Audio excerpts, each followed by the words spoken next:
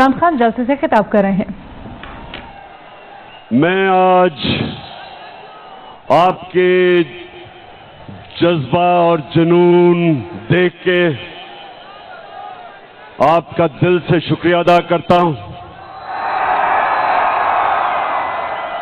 खास तौर पे जिस तरह आज हमारी ख्वातीन निकली हैं, मैं आपको सलाम पेश करता हूं। और मैं देख रहा हूं कि बच्चे भी हैं, क्योंकि अच्छा, और मैं ये जितने भी झंडे देख रहा हूं, मेरी आगे से आप सबसे एक दरखास्त है कि तहरीक इंसाफ के झंडों से उतना ही जितना आप तहरीक इंसाफ के झंडे लेके आए, उससे ज्यादा पाकिस्तान के झंडे लेके आए। मेरा पाकिस्तान है, ये मेरा पाकिस्तान है, तेरा पाकिस्तान है, ये मेरा क्योंकि मेरे पाकिस्तानियों, ये एक मुल्क की जिंदगी में बहुत कम ऐसे होता है कि सारी कौम इकट्ठी हो जाती है, सारी कौम फैसला करती है, सारी कौम फैसला करती है कि हमने अपनी आजादी की जंग लड़नी है। जिधर जिधर मैं गया हूं, मैंने कभी इतने बड़े जलसे नहीं देखे। मैं झेलम पहले भी आया, लेकिन मैंने कभी झेलम में ऐसा जलसा नहीं देखा।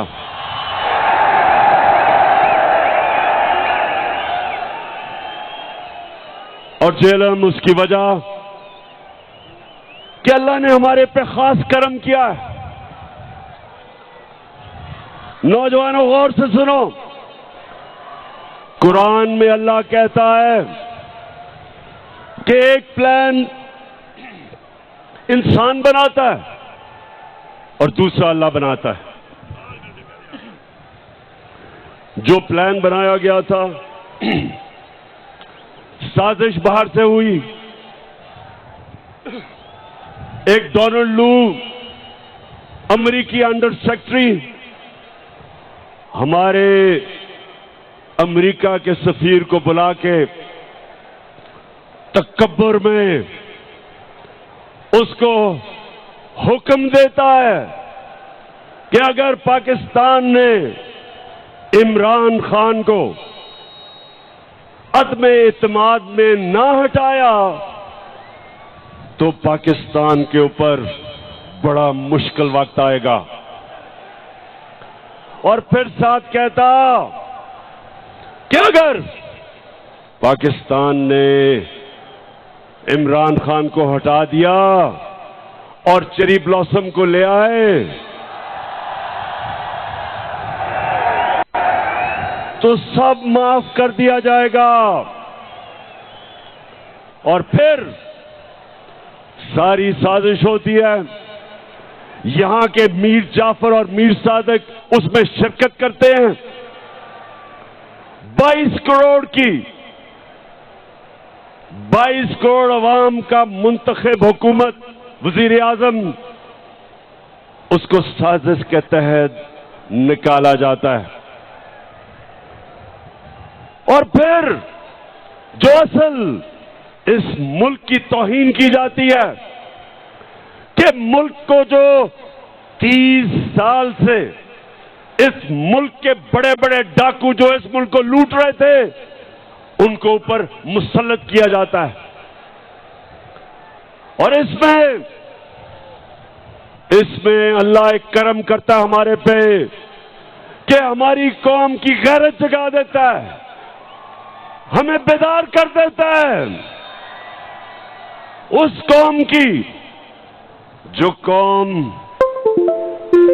कौम ला इलाहा इल्लल्लाह के नारे पे खड़ी हुई थी, बनी थी, उस कौम की खुददारी जगा देता है।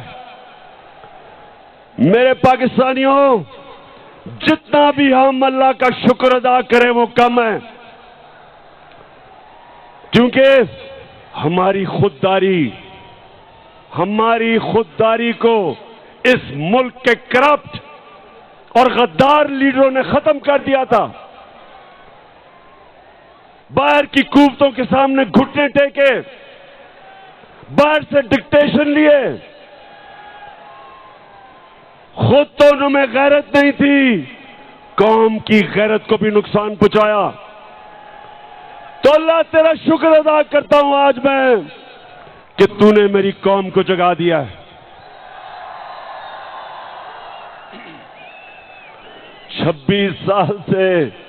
26 साल से मैं कोशिश कर रहा था कि मेरे मौला इस कौम की खुददारी को जगा।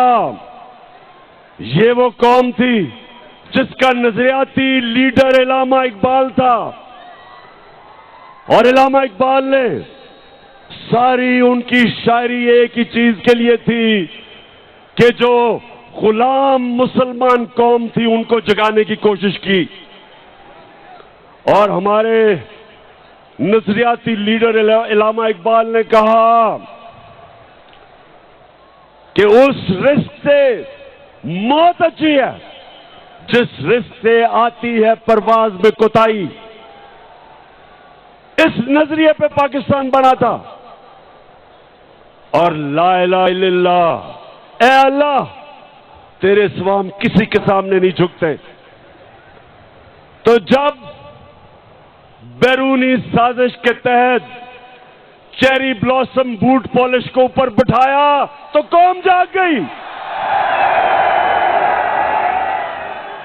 और आज मैं देख रहा हूं कि पाकिस्तान को एक कौम बनते हुए, ये बड़ा करम है अल्लाह का।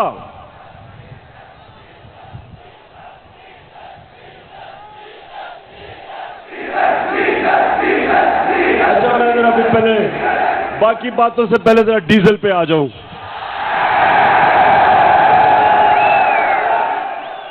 अच्छा जरा सुने, फजलुर रहमान भी अब उसकी भी जमात इन सारे चोरों के पलंदे में ये सारे इक्तदार में आ गए हैं, बंदर बांट हो रही है। अब ये मैंने सोचा कि फजलुर रहमान तो बड़ा दीनी आदमी है, तो वो आके कोई तालीम की, एजुकेशन की मिनिस्ट्री संभालेगा। उसने एजुकेशन की मिनिस्ट्री नहीं संभाली, उसने कम्युनिकेशन की मिनिस्ट्री संभाली है, जिसके अंदर एनएच है, जिसमें सड़कें बनेगी और जिसमें पैसा बनेगा।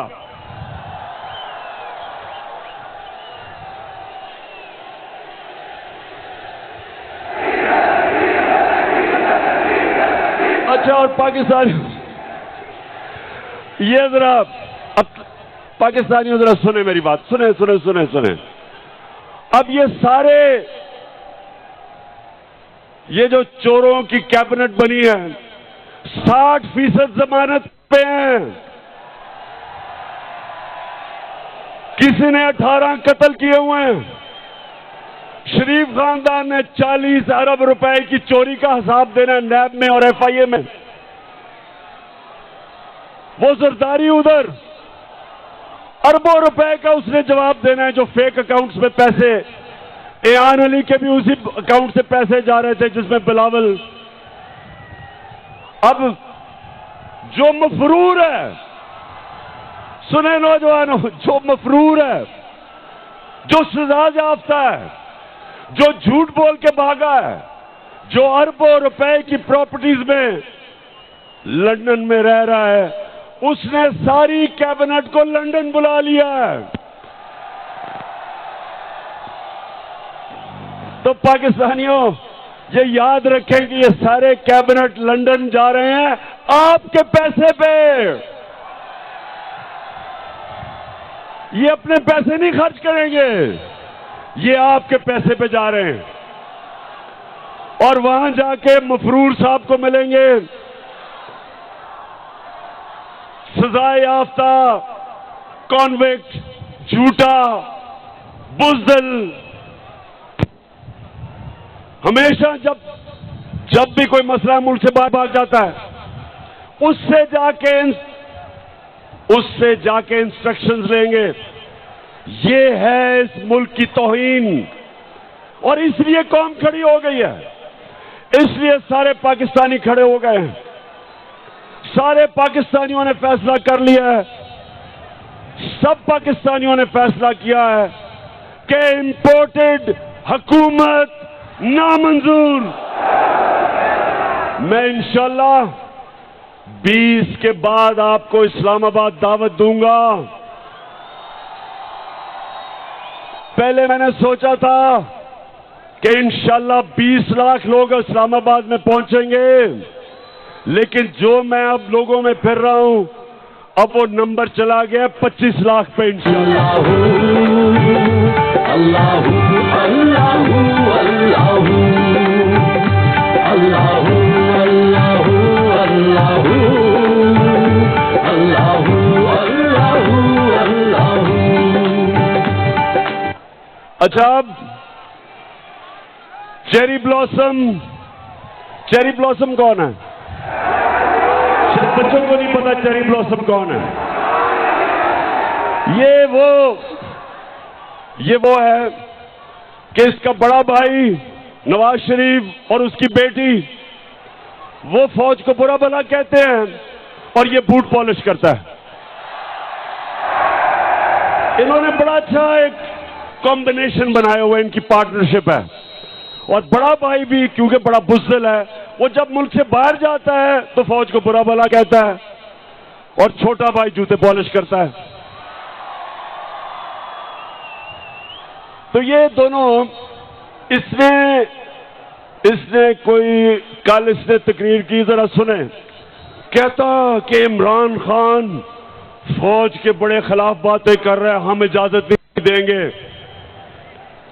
शहबाज शरीफ, शर्म करो,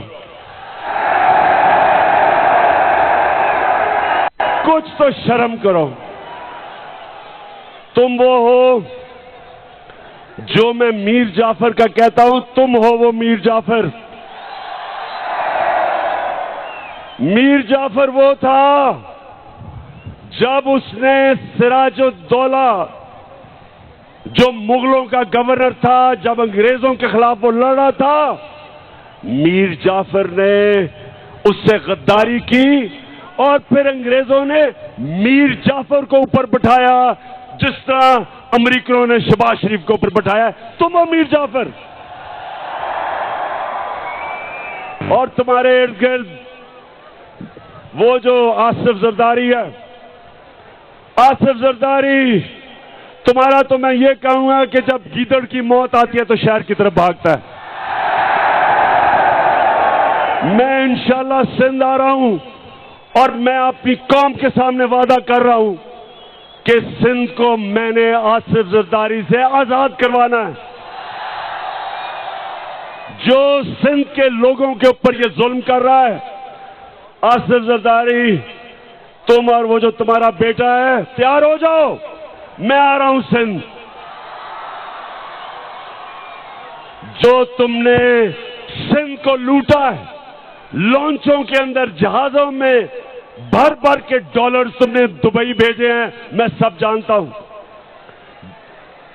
तुमने जो पाकिस्तान से बाहर पैसा भेजा है, ये जो तुम आप आ गए ऊपर, मैंने तुम्हें कहा था कि मैं जब इक्तदार से निकलूंगा मैं ज्यादा खतरनाक बनूंगा तुम्हारे लिए। उधर तो मैं बंद था, ऑफिस में सारा दिन काम, वजन भी मेरा बढ़ गया, तो मैं तो इंतजार कर रहा था कि मैं अपनी आवाम के बीच में आऊं।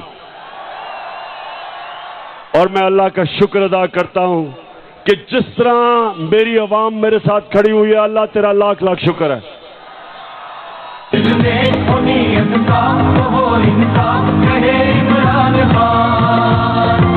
चली है अब तहरीक के होगा ठीक, प्यारा पाकिस्तान।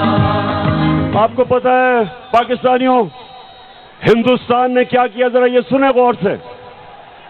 उन्होंने पाकिस्तान के खिलाफ प्रोपेगेंडा किया। उन्होंने 600 जाली उन्होंने मीडिया हाउसेस दुनिया में बनाए और पाकिस्तान के खिलाफ प्रोपेगेंडा किया। इसको EU डिसइंफॉर्मेशन लैब कहते हैं। और आपको पता है कि उन्होंने किसको बाहर से प्रोपेगेंडा में किसको निशाना बनाया? एक थी पाकिस्तान की फौज और दूसरा था इमरान खान।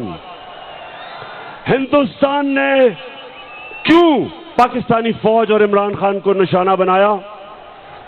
क्योंकि दो नौजवानों, गौर से सुन लो, आज पाकिस्तान को जो इकट्ठा रखेंगे, जो दुश्मनों की पूरी कोशिश है कि इस मुल्क के 3 टुकड़े किए जाएं, जो बलूचिस्तान में वो दहशतगर्दी करवा रहे हैं, उनका सिर्फ एक मकसद है कि पाकिस्तान को तोड़ा जाए। एक पाकिस्तान की फौज इस मुल्क को इकट्ठा रख रही है और दूसरा तहरीक इंसाफ, जो सारे पाकिस्तान की फेडरल पार्टी है, जो सारे पाकिस्तान की पार्टी है, और वो चाहते हैं इमरान खान और फौज के खिलाफ। इसलिए वो कैंपेन करते हैं कि उनको पता है कि इन दो के होते हुए पाकिस्तान नहीं टूटेगा। तहरीक इंसाफ वो वाहिद जमात है जो 10 दिनों में पेशावर में भी तारीखी जलसा कर सकती है, मज़ार कायद कराची में भी तारीखी जलसा कर सकती है और मीनार पाकिस्तान को भी भर सकती है 10 दिनों के अंदर। और आज झेलम में भी तारीखी लोग इस तादाद में आए, एबटाबाद में भी आए और मियांवाली में भी आए। वो सिर्फ एक जमात कर सकती है, वो तहरीक इंसाफ है। बाकी ये मिलके भी सारे, ये जो चोरों का पलंदा है, ये मिल भी जाए तो मीनारे पाकिस्तान में पूरा जोर लगा के थोड़ा सा भी जल्दी भी नहीं कर सके। तो जब शहबाज शरीफ तुम ये कहते हो कि इमरान खान ने फौज की तनकीद की, शर्म करो। इमरान खान का जीना मरना पाकिस्तान में है। मैं तो दुआ कर रहा हूं कि मुझे ECL पे डालो, मैं जाना ही नहीं चाहता पाकिस्तान से बाहर। मेरा 20 साल मैंने बाहर क्रिकेट खेली, प्रोफेशनल क्रिकेट खेली, पैसा बनाया, लंदन में फ्लैट खरीदा, सब कुछ बेच के मेरा सब कुछ मेरे मुल्क में है, जीना मरना मेरे मुल्क में है। और ये जरा सुने, ये शरीफ करप्ट खानदान, पहले नवाज शरीफ, उसको जब जनरल मुशर्रफ ने मुल्क से बाहर, जैसे उसने सऊदी अरेबिया भेजा, लेटर साइन, मुआहदा साइन करके सऊदी अरेबिया गया, झूठ बोलता रहा मैंने नहीं कोई साइन किया। फिर उधर से लंदन पहुंच गया, 8 साल मुल्क से बाहर। जरदारी जेल से निकला, वो सीधा लंदन और अमेरिका पहुंच गया। और अब वापस आए, दोनों ने NRO लेके वापस आए, दोनों ने लूटना शुरू किया। अब ये सुने, मैंने अभी तक 3.5 साल में एक निजी दौरा नहीं किया, मैं सारा वक्त पाकिस्तान में था। नवाज शरीफ ने 24 निजी दौरे किए लंदन के, जरदारी ने 50 निजी दौरे किए दुबई के। यानी ये सारा वक्त हुकूमत तो पाकिस्तान की करना चाहते हैं। पैसे बाहर हैं, बच्चे बाहर हैं, ईदें बाहर हैं, इलाज बाहर है, बैंक अकाउंट्स बाहर हैं, प्रॉपर्टीज बाहर हैं। और तुम शहबाज शरीफ कह रहे हो कि इमरान खान फौज के खिलाफ बात कर रहा है। तुम्हारा जो नवाज शरीफ था, हिंदुस्तान में जाके पहले तो मिला, जब नरेंद्र मोदी के भागा भागा गया उसके जूते पॉलिश करने, तो कश्मीरी हुर्रियत लीडर्स को ही नहीं मिला, डर के उससे अपने फॉरेन ऑफिस को कहा कि कोई हिंदुस्तान की तनकीद ना हो। उधर जो डॉन लीग्स में क्या था हिंदुस्तान को पैगाम पहुंचाता है कि जी मैं तो दोस्ती करना चाहता हूं, पाकिस्तान की फौज नहीं करना चाहती।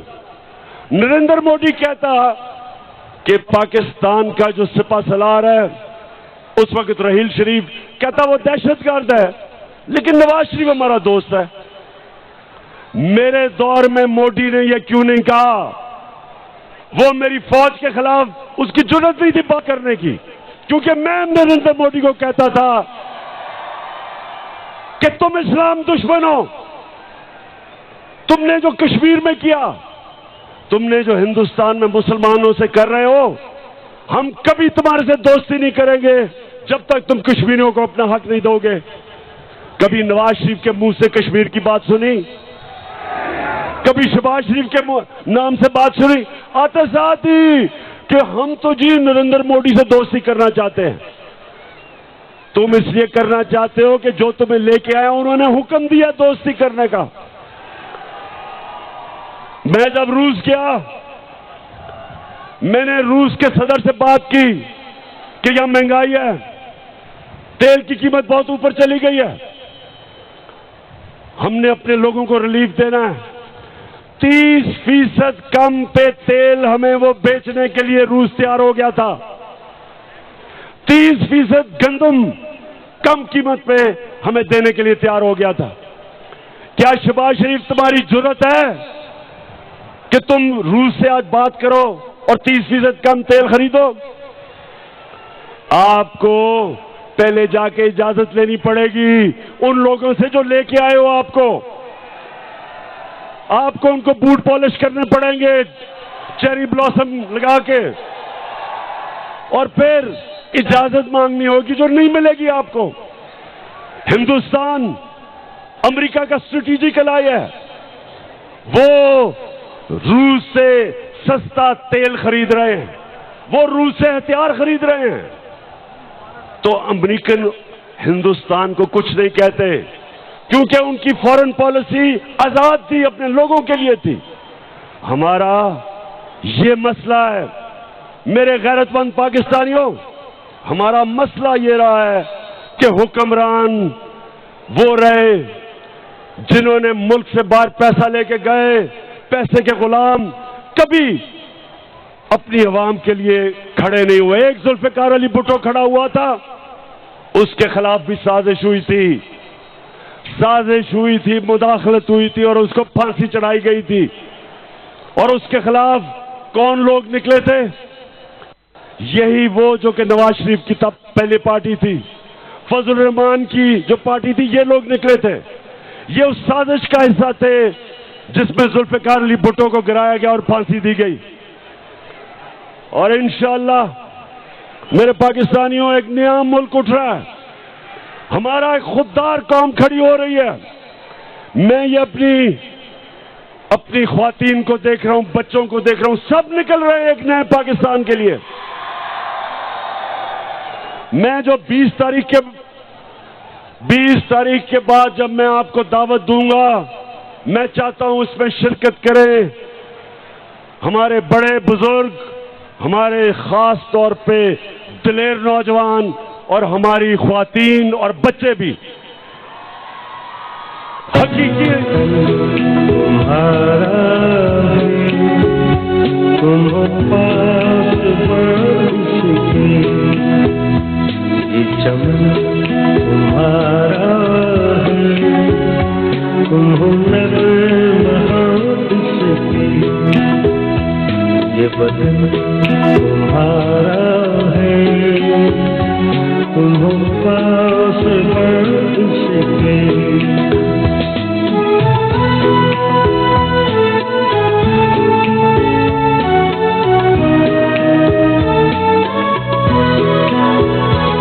इस चमन के फूलों पर रंगो आप तुमसे है, इस ज़मीन का हर दर्रा आपाद तुमसे है, ये फज़ा तुम्हारी है, बहर तुम्हारे हैं।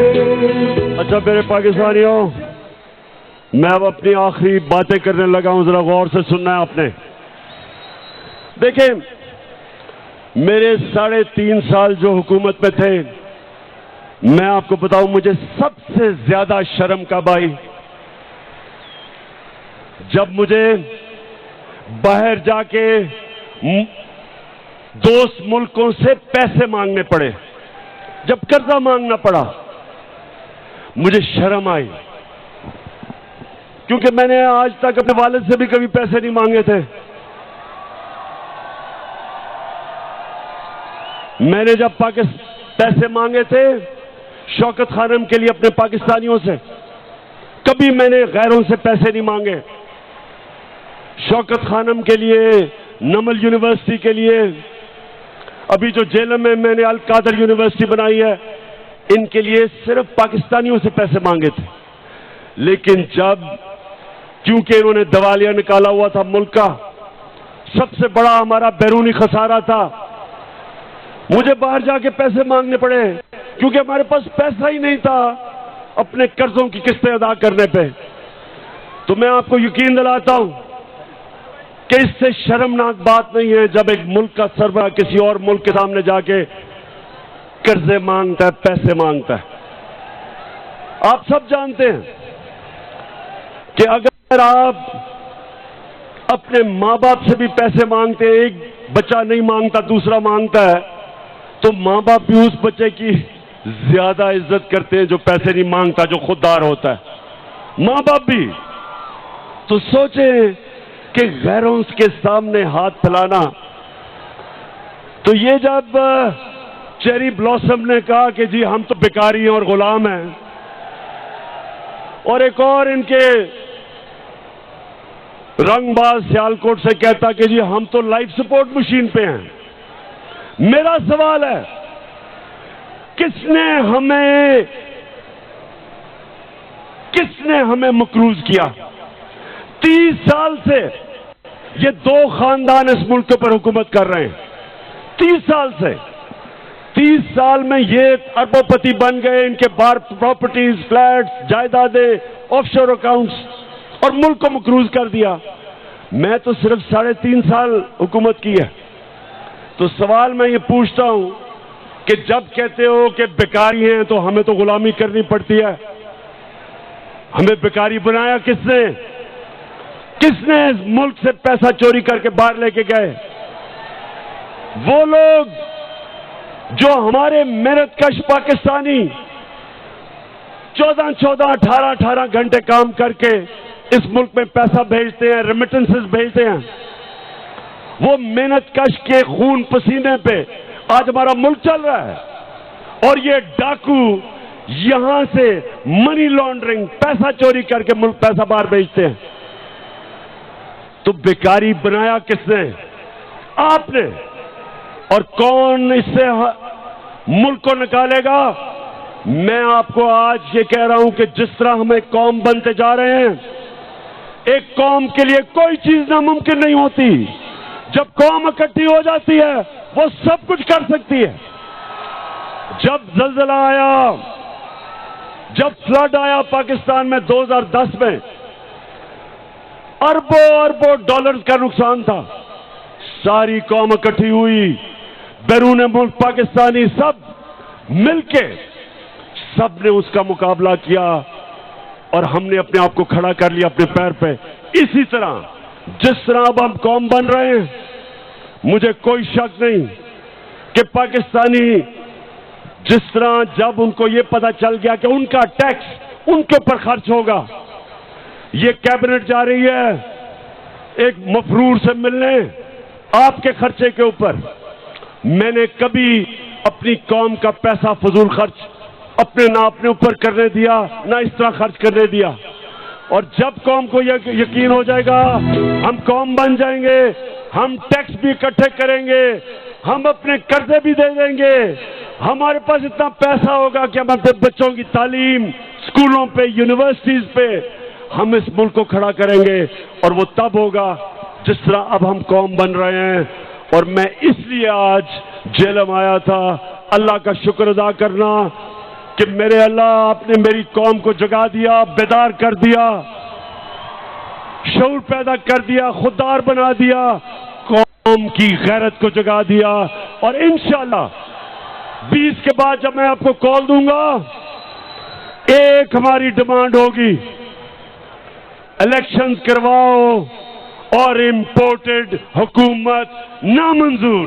पाकिस्तान अल्लाह अल्लाह अल्लाह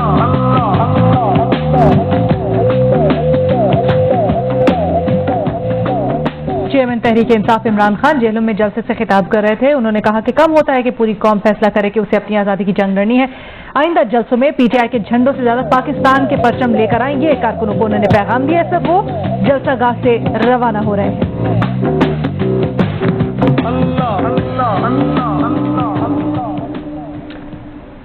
साबिक वज़ीर-ए-आज़म इमरान खान का जलसे से खिताब आप देख रहे थे। अभी वक्त हुआ है एक ब्रेक का।